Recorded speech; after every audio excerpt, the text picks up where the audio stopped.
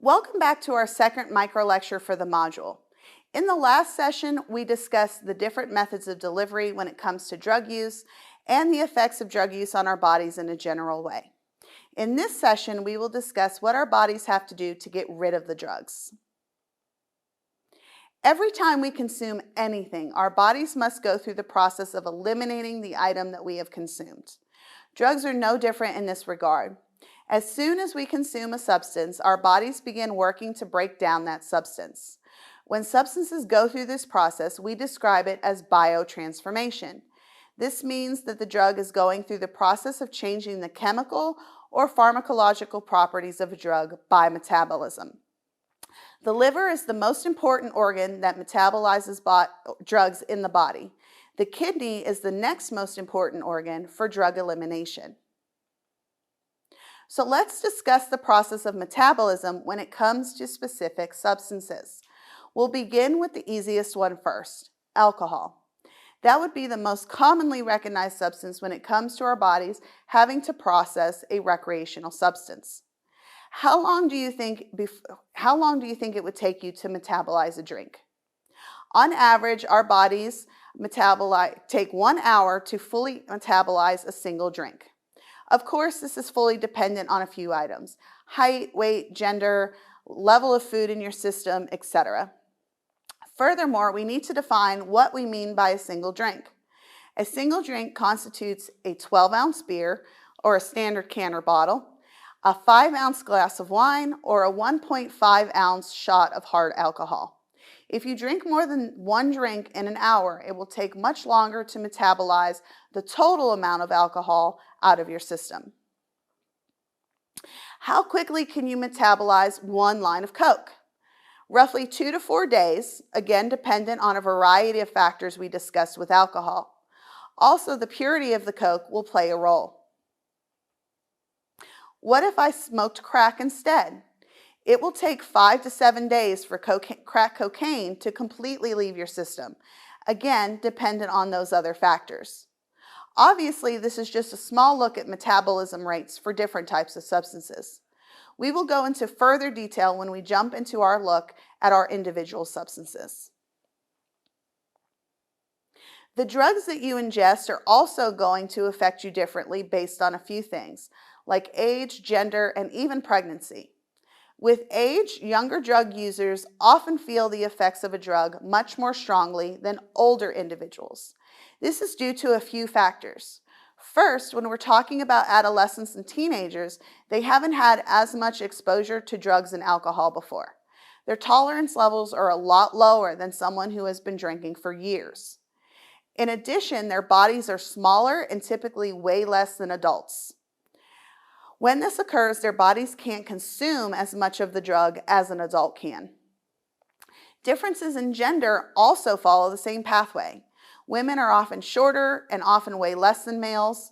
For example, that means that they cannot consume as much as men and often get drunker faster on less alcohol, even if they are drinking the same type of alcohol. There are also hormonal and chemical differences between the genders that have an effect on drug composition and the effects that are felt. Finally, pregnancy is a particularly tricky one. As we know, as the fetus develops, it starts to take on all of its needs from its mother's body. That's why a good diet is often encouraged as the mother is providing all of the nutritional needs for the child while in utero. But this also means that expectant mothers have to quit all of their bad habits, from drinking coffee to drinking alcohol to smoking, or even stopping the use of specific prescription drugs that she may have been taking before her pregnancy. But sometimes mothers don't stop using these different substances. Not only are these substances affecting the mother differently, but can have a harmful effect on the fetus as well. This slide addresses the differences between two individuals with different genders who consumed alcohol at an equal rate one night.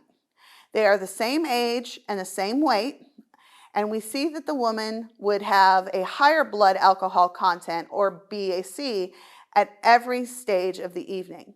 Of course, this chart does not say anything about height, which is a variable that would affect consumption as well.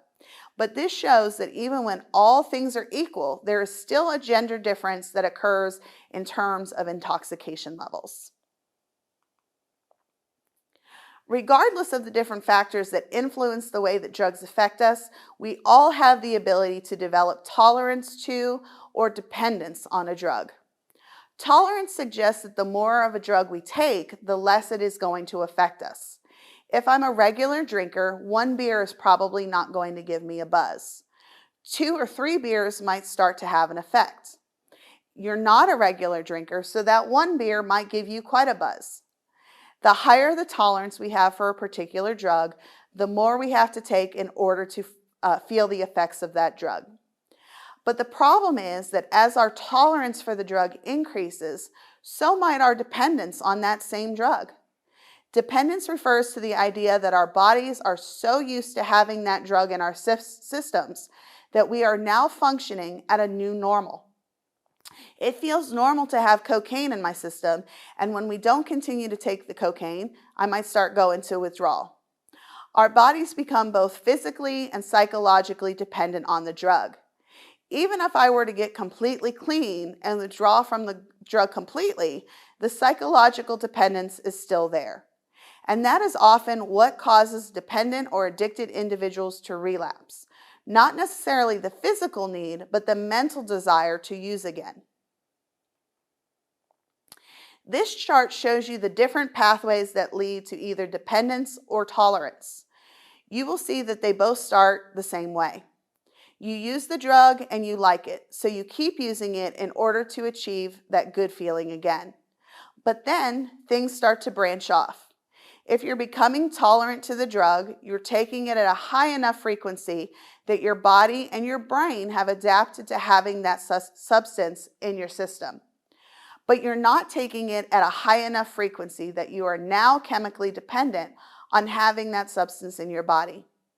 Once that chemical dependence sets in, you either need to continue using the substance at a high enough frequency and dose to keep your body satisfied, or you will begin to go into withdrawal.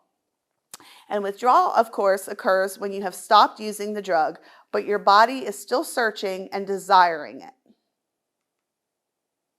And remember that withdrawal occurs both physically and psychologically. Physical withdrawal is the process of removing the drug from your system and breaking through the chemical dependence that your body has developed. Physical withdrawal often manifests itself in a variety of different physical symptoms, like we have discussed earlier in the lecture. But the psychological dependence is the worst of the two. You can beat the physical withdrawal, but your brain always remembers the feelings that the drug creates. It's much more difficult to break the psychological dependence when you remember what it's like to be drunk or high or stoned. That was a good feeling, and you crave that feeling again, even if you are clean and sober. So even if you're getting clean, the mental dependence makes you want to use again.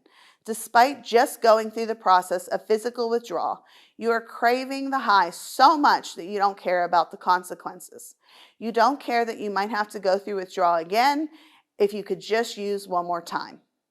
This often results in compulsive drug use despite the negative consequences.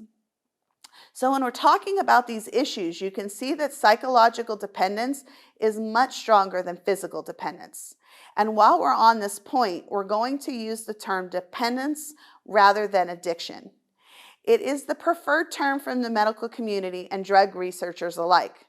But even though dependence does seem like the worst case scenario, abuse is still possible without dependence becoming a factor.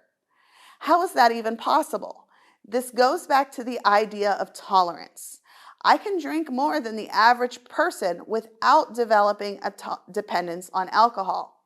But if the medical community only recommends 1 drink a day or no more than 7 drinks per week, and I'm drinking 2 to 3 drinks every other day, or I'm drinking all 7 drinks in one sitting, then this is clearly alcohol abuse. Binge drinking and heavy drinking are abusive behaviors, but I'm only binge drinking on the weekend. Then my body can flush out the toxins during the week and does not consistently look for alcohol. But if I am drinking 2 to 3 drinks per day and then I'm binge drinking, this is highly consistent with behavior that would lead towards dependence. In this micro lecture, we focused on how drugs are metabolized by our bodies and when consistent use makes it harder for us to process these substances. Eventually, chronic use over time can result in drug dependence or even full-blown addiction. In the next module, we're going to begin a discussion of our first specific substance group, over-the-counter drugs. These are the most easily accessible drug categories, but this discussion will lay the groundwork for future discussions regarding harder and more illicit substances. I'll see you then.